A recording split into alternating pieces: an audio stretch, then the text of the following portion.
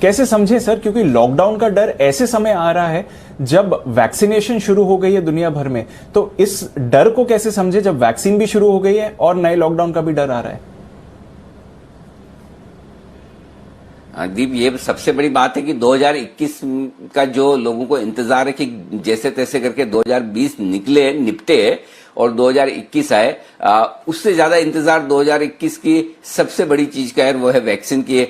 सबको तोहफा मिलेगा और सबको वो तोहफा कबूल करना है। कब किसको कितना जल्दी मिलता है वही वाली बात है। लेकिन उससे पहले अब जो चिंताएं बन रही है थोड़ी सी इंटरेस्टिंग है, क्योंकि जब आपको पता है कि वैक्सीन बंटना शुरू हो चुकी है, इमरजेंसी केसेस में इस्तेमाल हो रही है, यूएस एफडीए ने भी अप्रूव कर दी है, फाइजर अकेली नहीं है, मॉडर्ना है, स्पुतनिक है, और भी ढेर सारे इंस्टीट्यूट दुनिया भर में जो अपने अपने हिसाब से बना रहे हैं और सबकी रीजनेबल सक्सेस रेशियो के साथ वैक्सीन आ रही है। उसके बावजूद अगर कहीं डर लग रहा है जर्मनी में, अमेरिका में, लंदन में फिर से लॉकडाउन का, तो ये थोड़ी सी चिंता की बात है। देखिए, इस वक्त है ना, लोगों को डर है ना कोरोना का नहीं है, लोगों को डर लॉकडाउन का है।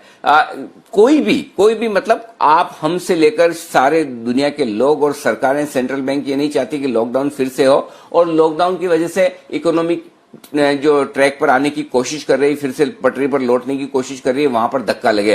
तो डर कोरोना से ज्यादा, जान से ज्यादा इस वक्त पैसे का है। सबको ये लग रहा है कि कहीं भी किसी भी तरह से हम बैक ट्रैक पर न जाएं, वो नहीं होना चाहिए। और अगर लॉकडाउन वापस से लगता है, और स्पेशली तब जबकि आपको लग रहा है कि ये चीजें सुधरने वाली है, खत्म होने वाली है, उस वक्त का उनका एक्शन थोड़ा सा सरप्राइजिंग है। क्योंकि जब पता है कि वैक्सीन डिस्ट्रीब्यूशन आपका बहुत फास्ट हो रहा है, लेकिन उसके बावजूद ठीक है, बाजारों का रिएक्शन लिमिटेड है, थोड़ा बहुत है, और बाजारों को लाइफ टाइम हाई के आसपास प्रॉफिट बुकिंग के लिए, करेक्शन के लिए एक छोटे मोटे किसी ट्रिगर की जरूरत होती है। वो ट्रिगर आपको मिल गया दीप, वो अपनी जगह है। लेकिन बड़े गिरावट के, बड़ी नुकसान की आशंका और आसार अब भी नहीं है बाजार में, ये साफ नजर आ रहा है। तो मेरा ये मानना है कि दो चीजों को एक साथ देखना चाहिए। एक, वैक्सीन की अवेलेबिलिटी और सबको मिलने की संभावना बाजारों को ज्यादा गिरने नहीं देगी, और दूसरी चीज कि जिस तरह से लॉकडाउन बढ़ने के खतरे और संकेत आते दिख रहे हैं, वो बाजार को भागने नहीं देंगे।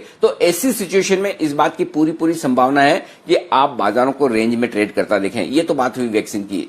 एक और बड़ा ट्रिगर है बाजार के लिए, जो अमेरिका से जो बाइडेन साहब फाइनली राष्ट्रपति बन रहे हैं, एक और बाधा उन्होंने पार की है। फाइनल बाधा जो सुबह बग्गा साहब कह रहे थे कि वो 6 जनवरी के आसपास होगी, जब उपराष्ट्रपति इस चीज का अनाउंस करेंगे कि ये जो वोट मिले सारे लीगल है।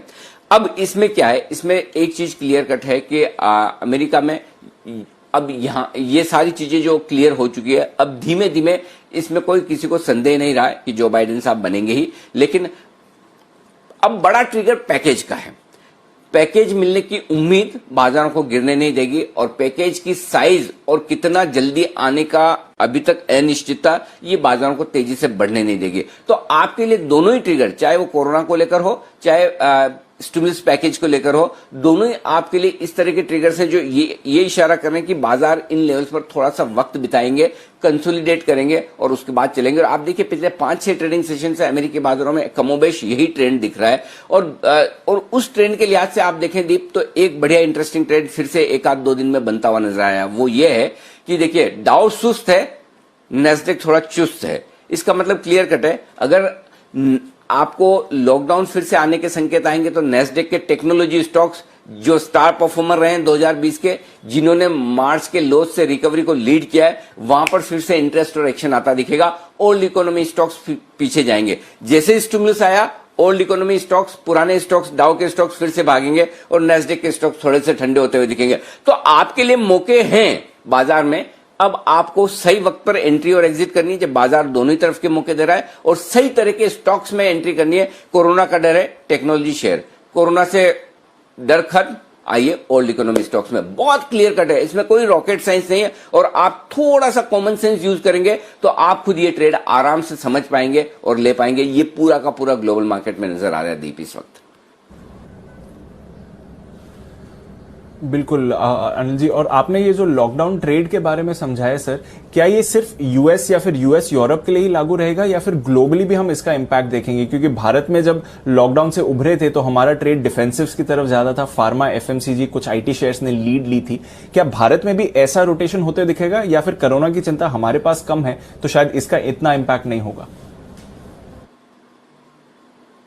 देखो, हमारे तो कोरोना की चिंता कम है, इसमें कोई डाउट ही नहीं दीप की। और अभी मतलब जो थोड़ा शुरुआत में डर दिल्ली को लेकर लग रहा था कि भाई दिल्ली में हालत बड़ी खराब है, ये सब है, वो भी काफी हद तक काबू में आ गई। और मुंबई दूसरी बड़ी सिटी जो शुरुआती जब कोरोना फैला था तो बड़ा डर यहाँ था, मुंबई और महाराष्ट्र में, यहाँ पर भी सिचुएशन कंट्रोल में। तो हमारे लिए यहाँ तो इतना बड़ा डर है नहीं। और दूसरी बात यह कि हमारे पास वैसे स्टॉक्स हैं भी नहीं। देखो, वो भी तो चीज है ना, आप खरीदना भी चाहो कि भाई चलो लॉकडाउन दुनिया भर में लग रहा है तो वहां किसको फायदा होगा? तो पहली बात तो ये कि बाहर लॉकडाउन लगे उससे हमारे यहाँ के स्टॉक्स को तो फायदा होना नहीं है, करेक्ट। और दूसरा ये कि पहले हमारे यहाँ लगने के आसार है भी नहीं।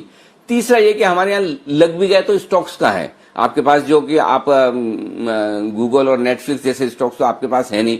तो इसलिए हमारे यहाँ ये ट्रेड नहीं होगा। हमारे यहाँ तो ट्रेड बिल्कुल वही होगा, ओल्ड इकोनॉमी स्टॉक्स वाले जो चलना है वही शेयर चलेंगे। तो हमारे यहाँ इन सब के बीच में आईटी शेयर बहुत मजबूत हो जाए इसकी संभावना मुझे कम दिखती है। तो हमारे यहाँ का ट्रेड बिल्कुल क्लियर कट है, हमारे जो लीडर्स हैं वही चलेंगे, चाहे फिर उसमें रोटेशन होता रहे, कभी बैंक्स, कभी आईटी, कभी ऑयल एंड गैस, कभी पीएसयू, कभी ऑटो, ये बीच बीच में रोटेशन चलता रहेगा, कभी सीमेंट। लेकिन एग्जैक्टली जो ट्रेड नेस्डेक और डाउ का है वो बाहर के लिए है, क्योंकि वहां पर एकदम क्लियर कट डिस्टिंक्शन है और वहां पर लॉकडाउन के खतरे भी दिख रहे हैं।